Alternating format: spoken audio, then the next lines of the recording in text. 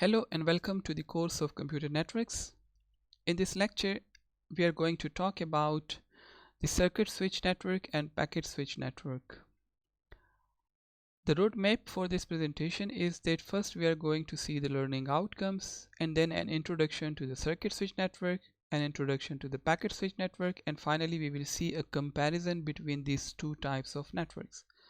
So the outcomes for this lecture is that at the end of this lecture you would be able to understand the basic of circuit and packet switch network as well as the comparison of these two networks. So let's start with the circuit switch network first. What is switching? For data transfer, different types of switching methods are used. But what is switching? It's actually the process of sending information from one device to another device. And there are two fundamental approaches to move data through a network of links and switches. The first approach is circuit switching and the second approach is packet switching.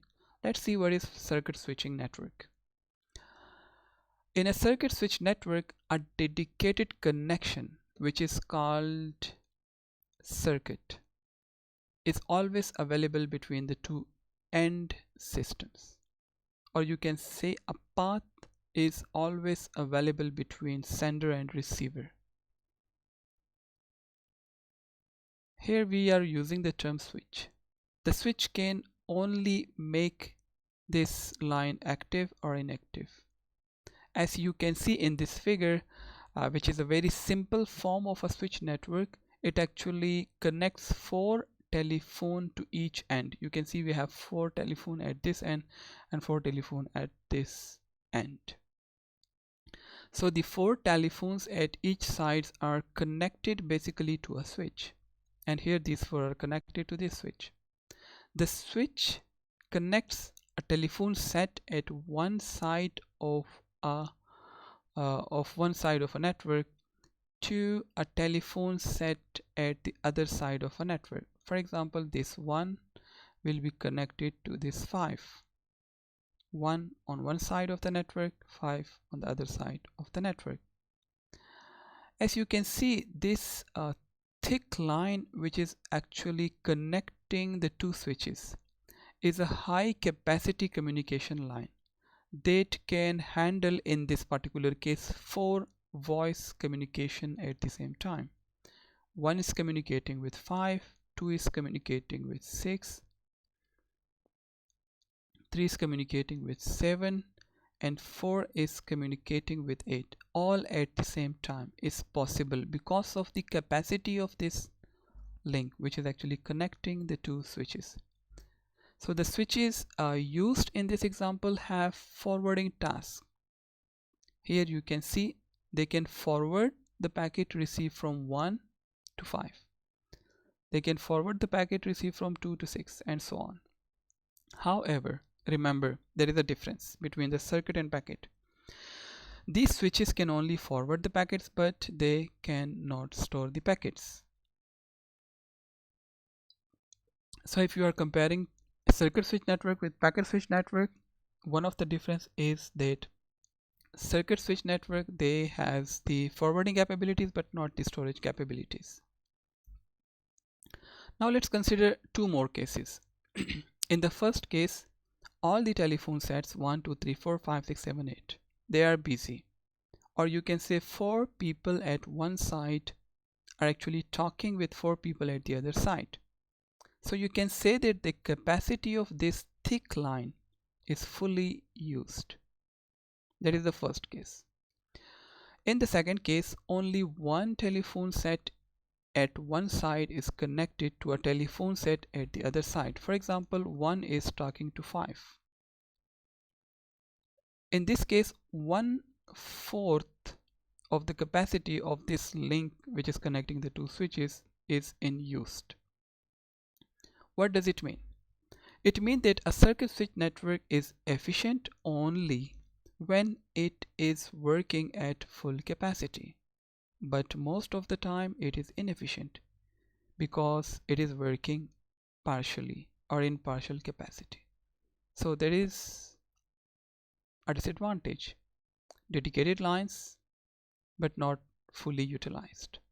Now let's see packet switch network.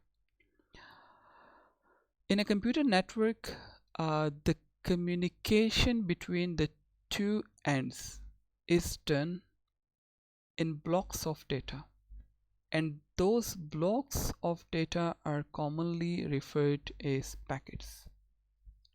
So the terminology that we use in packet switch network, like the internet, like the computer networks, there is packet to refer to the block of data or messages. Here we do have switches. And remember, the switches could be either the link layer switches or the routers.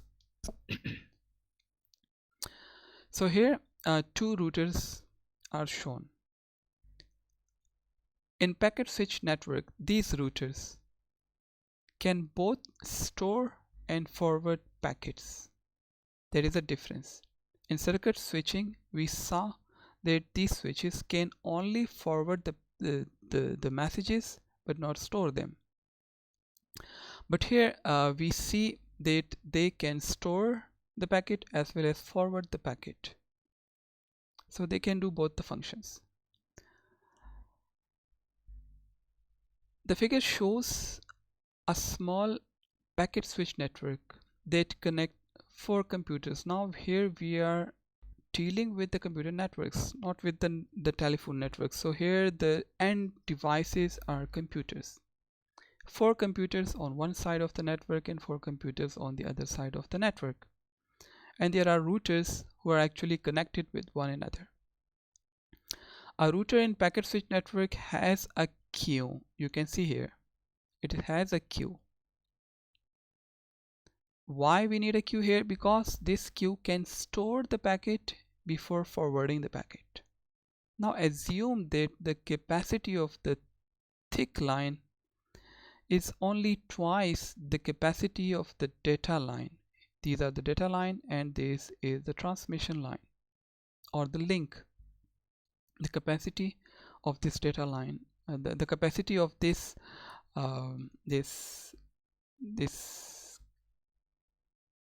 line, this link which actually connects the router is twice, for example, compared to the data lines. So in this case, if only 2 computers at each site need to communicate with each other, there is no waiting for the packets. However, if packet arrive at one router when the thick line is already working at its full capacity, then the packet should be stored and forwarded in the order they arrive, first come first serve. So the two simple examples here show that a packet switch network is more efficient than a circuit switch network, but here is a problem. The problem is delay due to this queue.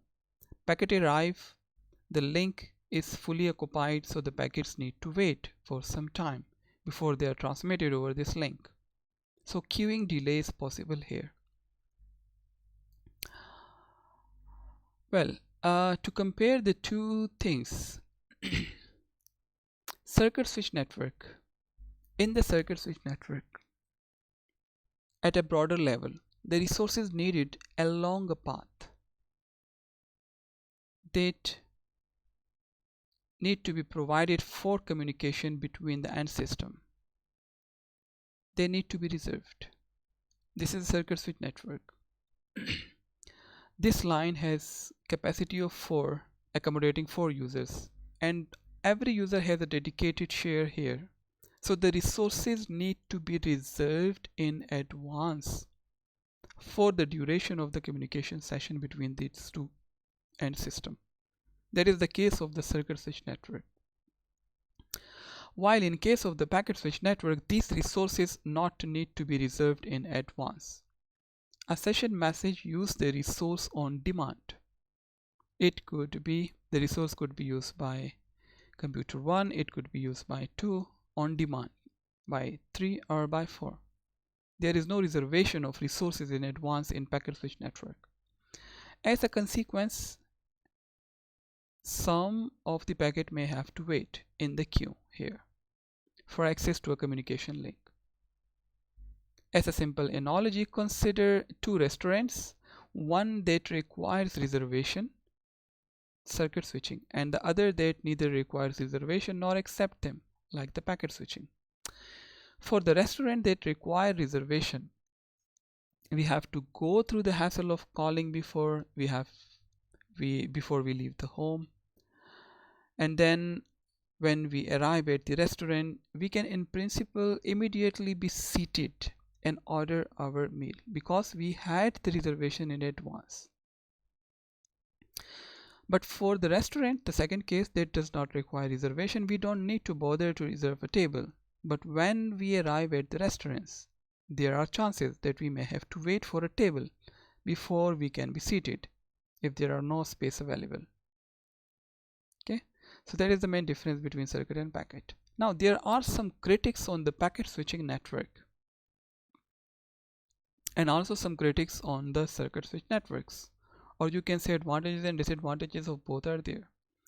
Critics of packet switching have often argued that packet switching, this one, is not suitable for real-time applications or real-time services. For example, telephone calls and video conferencing calls.